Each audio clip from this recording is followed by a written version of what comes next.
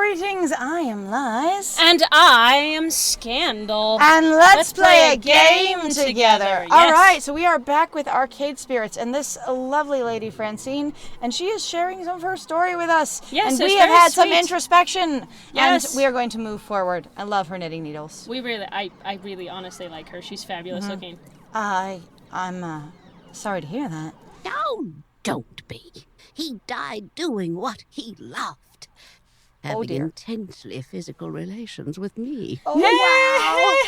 Oh, wow. Oh, wow, that's how he died. Honestly, I'm very charmed. That's very cute. That it's also Also- the fact that she's positive about it is amazing. And also, again, what I like is that older person having a sex life. I am so tired of hearing the stereotype where people going, God, I don't want to hear about it. It sounds gross. People get Or old and they don't have sex anymore. It just goes away. They become like your period. desexualized, like they suddenly become children, as if also then children aren't interested in basically pleasure at all, which bothers me. Like, I hate that conversation. I hated it as a kid, where people would be like, kids aren't interested in this sort of thing, and I'm like, screw you. I know plenty of kids who are completely interested in this. Okay, by the way, a person's sexuality, if they have one, Yes. does not magically appear on their 18th birthday at Oh, the God. stroke of midnight. Because if it did, we would all explode. We kind of would. Holy shit. That's information I needed to know. Yes, but I'm glad you're happy, and I'm glad it's a positive memory for you. Like I really am. So like, I know a lot of people who've lost their spouse. They're really not nearly as positive about it in any way at all. So Well, I appreciate your support, my dear. It's very nice to hear someone of your age and stature enjoying the sweet sounds of life continuing on. Anyway, and you are? Right. I'm a last Scandal, ma'am. Very well. Shall we retire to the office to conduct your interview? I'd carry on out here, but it is rather noisy, isn't it? I mean, it is a bit about about that. How do you deal with the constant noise anyway? Oh, eventually you just sort of learn how to filter out all the beeps and the boops. Because, they're distinctly beeps and boops. And then there's talk and there's tick, like there was in the Phantom Toll booth. And it was very important for the distinction to be made that the child was told to be a talk before they were alive. Because, they had to wait. Actually, That's what? I fine. think, honestly, in the Phantom Toll booth, I never realized it until now. But I think almost in some way that's kind of a trans narrative. What? My parents assumed that I would sound like a tick when I was born, so before they wound me up, they called me Tick, and then they wound me up, and I came out saying Talk. The clock, so you remember the dog in the Phantom Toll booth, or So did you ever... I You never- don't even know what you're talking... No, I do. I read half of it. Okay, but it's a dog you meet pretty early on. And he's a clock. Right. He's a clock dog. He's yeah. a clock dog. But he also then says his brother came out and they assumed, oh God, let's not mess this up. So they said, you'll be a talk, not a tick. And he said he tick. came out a tick. And I'm like, it's a trans narrative. And I never realized that. I kind of love that. That's fantastic. All right, so I can take weeks to become acclimated, I've found, because I can English. But in the end... done. I got it. Yeah, that's fine. She quirks an eyebrow. Well, now, that's faster than the others. Not bad. Did you notice that the whole- sounds immediately went away? Uh-huh. So we're like, you've told me what to do with the mental space. Got it. Like, I've we're done so it. organized. We really okay, are. So again, writers of these types of games, from what I have experienced, don't realize how much character narrative they're giving you, which I love that character narrative. I Yes. love that they are putting things in there. But this idea that you can 100% completely customize all of your character is impossible if they tell you and give you any narrative at all. Yes. Because that does inform to personality. And again, that was great narrative, and we just realized that our character is fairly organized, fairly good at compartmentalizing, takes direction well, and can learn by audio instruction rather than, like hearing rather than doing. Right. And so that's one of our learning styles, and I love that. It's actually really cool that that's a thing that just sort of happens. But also, again, I find it to be interesting because it is one of those struggles in regards to making these games where they're like, we have to make some character decisions for you. We really explicitly do. So some people go, well, I'm just going to play whatever the heck I want. And then other people just go, I'm going to play whatever feels like actually most what the character is actually going And then you for. get other people who go, I just want to see all the things. Right? And you get other people who's And like, when I yes, get let's just go everywhere. more and more with these games from like fandoms and things, and all of these are specifically like dating or story games, like novel games, is really a lot of people just going, I just want to see all the content. So they're not approaching it like a character experience, even though they're like, you can be whatever character you want. Right. They're really going, but I need to unlock everything. Then I'll make a decision on what I want to do. Like, but or maybe I won't. Or maybe I'll just play everything, and then I'll also go, you know what would be fun in this world? This character. Right. Like, they don't even really run a character through a narrative so much as I need to see all the content, because what I am is a completionist. Yeah. And I want to read every tiny bit of scrap of, like, Lore. there is. Yep. I'm a lore whore. I'm a lore whore. Lord, you're lore. Lore. Lore. A lore. All right, anyway, so... So, shall we see what you're made of? This way, please. But I really liked how the sound stopped. That was oh my really God, great. it's the penguin there, baby. The penguin is just that That's penguin so there, baby. penguin That's such there, a good. babe. That's such a good bad pun. Penguin there, baby. Aha. That's amazing. All right, the soda has two options. You get white or red. Sounds realistic. Also, do you remember when actually, though, they would have just basically that one color, but they were all different flavors anyway, and they wouldn't have the ones down at the bottom, so they would be empty? I've seen that. I've also seen a lot of seen that in handwritten. years. So, like, if Yeah. if the manufacturer didn't send you the card when you started buying their product, Right. or if you didn't buy it through the manufacturer and you bought it somewhere else and then just marked it up, kind of thing, you'd either have to cut out the cardboard on the little thing itself, which I've seen, Right. from the like the 12 pack that you case. bought. Yep. I'd say, or you just write it in by hand. Like, I've seen I've seen many those ghetto before. vending machines. It's Well, especially where they amazing. have, like, water. Like, they had a lot of water ones that people just wrote on handwritten there. water. Yeah. Yeah. All right, I want to know what the sliding door thing is on the side over the coffee pot. Like, I really kind of do. I don't know. Maybe it's like a window or something? I'm Right? not really sure. And that just sounds fascinating. Anyway, Francine leads me down a back hallway, past public restrooms, and into a door marked employees only. Well, we are right on our way, aren't we? And then, it takes all my restraint not to point out the extraneous apostrophe. Employees only. Yeah, employees only. Okay, so it belongs to the employees. Uh-huh, That it is does. my only. Well, it belongs so to the charming. employee. The Yeah. employees only. It is the one employee. Uh-huh. That's great. Welcome to our little backstage oasis. Also, that was a bit of character as well. Just going, I think about this grammar thing. And one, it's very fun for the player, but two, it does inform to who our character is. It doesn't. No, I it mean, does. well, yeah, okay. I was about to Caring say, about grammar really informs to who your character is. It really kind of does. Also, it kind of gives the person who's playing it sort of an information sort of bracket to go, maybe I should care about grammar. Not necessarily I should care about it with the character, but going, is grammar actually important? It poses that question to you. It's also an interesting little point out of going, pay attention to how things are written, but it's also kind of a fun little way of, if for some reason you've lost your connection to the text because either we're not talking right now or you're just kind of clicking through the game because it hasn't started yet, they're going, pay attention to what you're reading. So it has several little functions that it could do, and it's also kind of cute. Right. All right. I'd suggest we do this in Gavin's office, but it's a bit too untidy. I don't blame the boy. He's been so overworked lately. Please, have a seat and we'll begin. Well, I'm just going to guess that Gavin's a dateable option. I'm going to guess so, probably too. that I will not be interested in dating him because my life is disorganized. I need someone with more organization than me. It's true. I cannot have another person with sloppy personal habits. Like, please, It will compound itself. But sometimes birds of a feather flock together, and sometimes together, two people who are actually untidy can make themselves tidy because It's what true. they need is actually more resources. They don't need, basically, to be less, like have people aggressively go after them, What they telling need them is you should be someone less gross. That suffers from the same kind of challenges, and therefore they can support each other. Right, exactly. It's true. And that is a good point. All right. Yes. As quirky as this place and its owner may be, at least I'm confident that I can nail the interview portion of the proceedings. I've interviewed for 12 jobs and held down 3. I know all the standard questions. They are not going to be standard questions. Oh my God. At all. They're really not. What are your greatest strengths? What do you see as your weaknesses?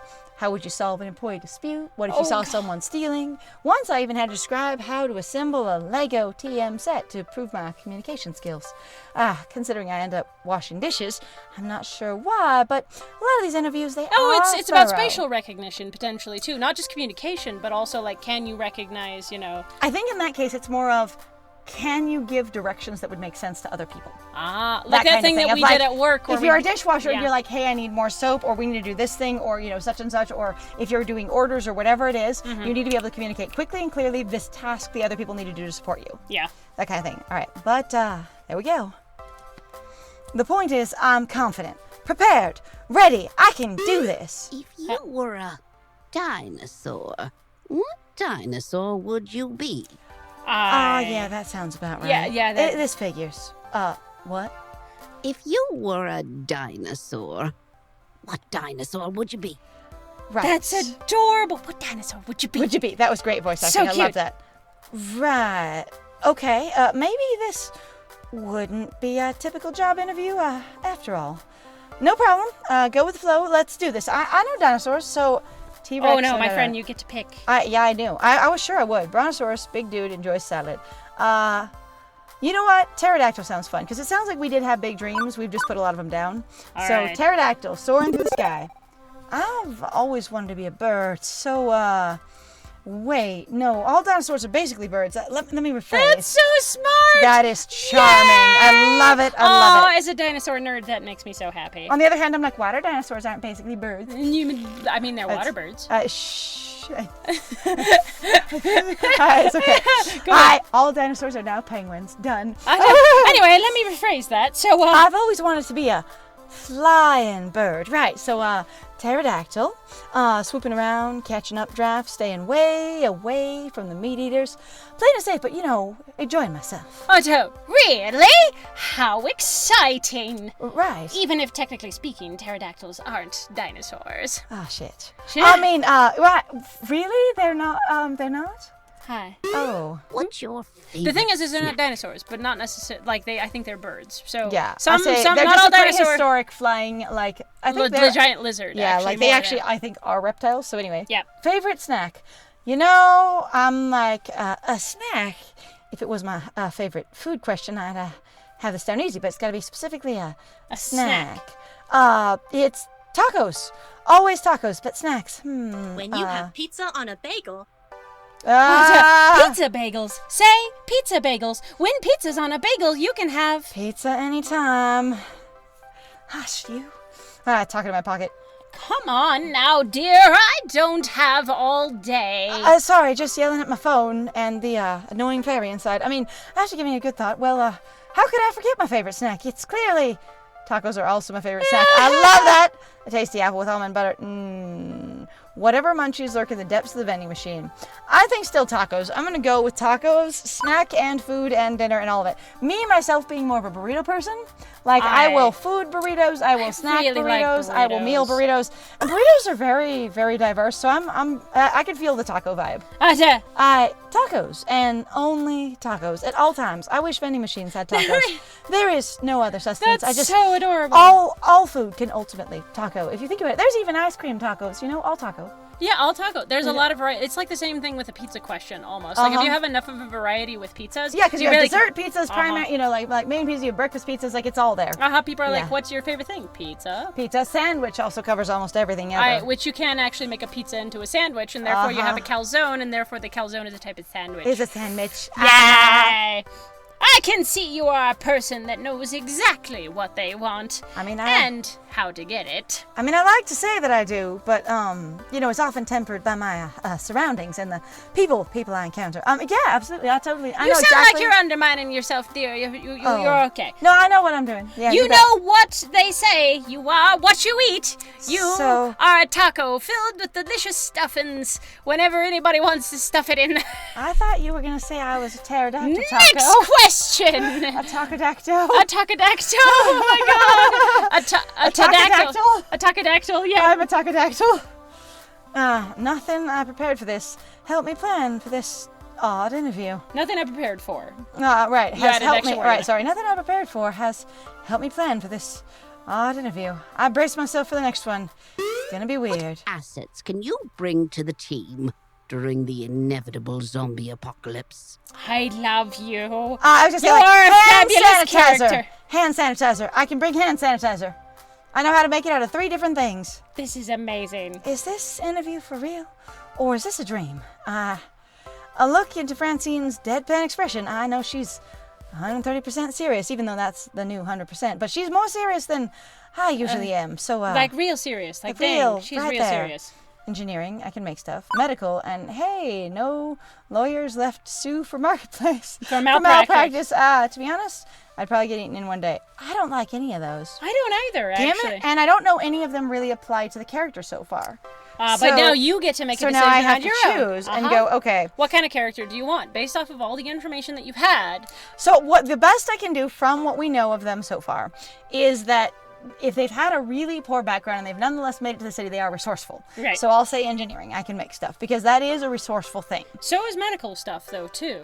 Yeah, I was to say, and both of them are going to be Both of under them the are kind same of umbrella, but right. one of them is like, I will engineer a splint for you because that's what you do. You don't really think of it as being medical. Sure. All right, we can do engineering. All We can make stuff.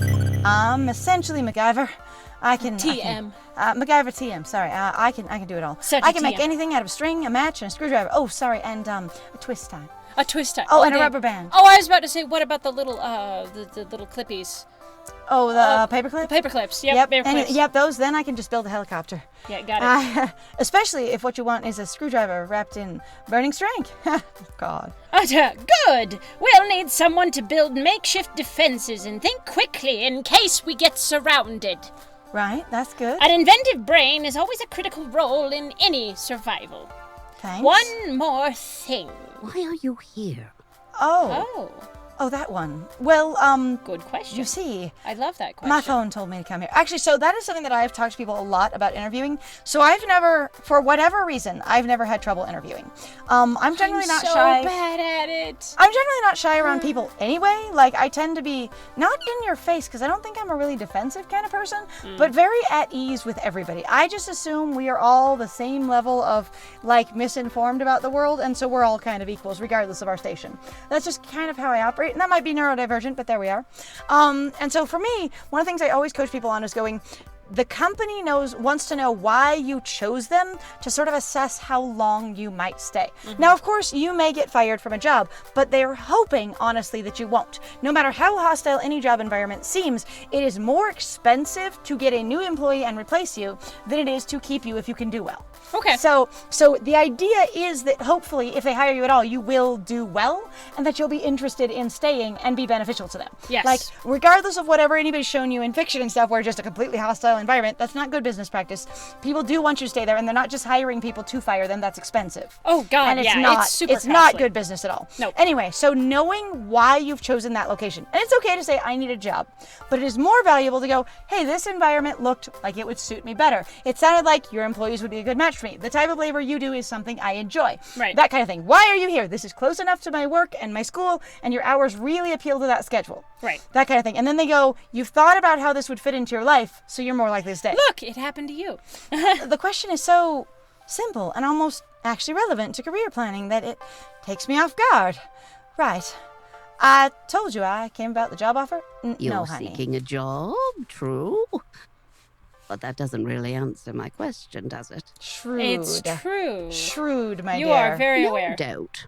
You think my interview questions are a bit silly, but I like to think of the Funplex as more than a collection of tasks and people to perform those tasks. I love her Reasonable. voice acting. It's wonderful. Oh my God. Can I just say how warm and how she shifts in tone really strongly, and This it's is really great. great. She's got fantastic voice So, lines. even some people who do voice acting where the voice they've created, the character voice, sounds great, and their performance, their presentation is very clear, a lot of them don't have effective emotion Yes. for what the character's going through. And she really does. And I'm accessing this really well. Yes. I like how this actor or actress or actor being we actually gender don't, neutral, actor being gender neutral. We're trying to do- approached this, and I like that. So that's super The cool. performer. How about Yes, performer? performer. Thank you, performer. Because actor is typically more gendered, and so is actress. That's why you have an actor. That's and an why you actress. have it. I was Yeah, saying, but okay, performer would probably work better. more than a collection of people who perform. That's it. All right. Most folks my age opening arcades at that time saw it as just another way to make a quick buck. But you're passionate about it, aren't you? Well, I saw it as something else.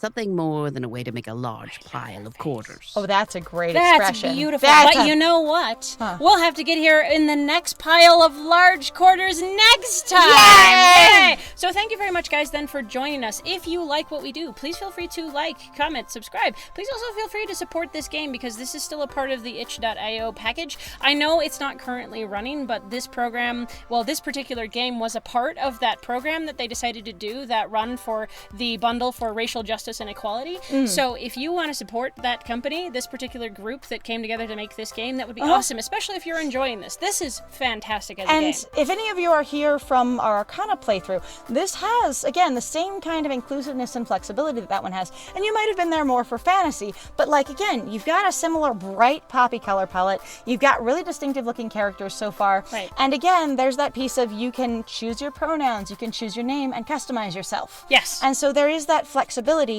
that a lot of people pitch the Arcana as being desirable for. Right. So definitely, like, I would say check this out. Absolutely. But and then other than that, if you'd also like to support us, please feel free to go check out our Ko-Fi or our Patreon. We've got some links in the description down below. If you'd also just like to sponsor us, or if you'd just like to tip us because you think we're awesome. But other than that, I have been Scandal. And I have been Lies. And it was great playing with you. Bye!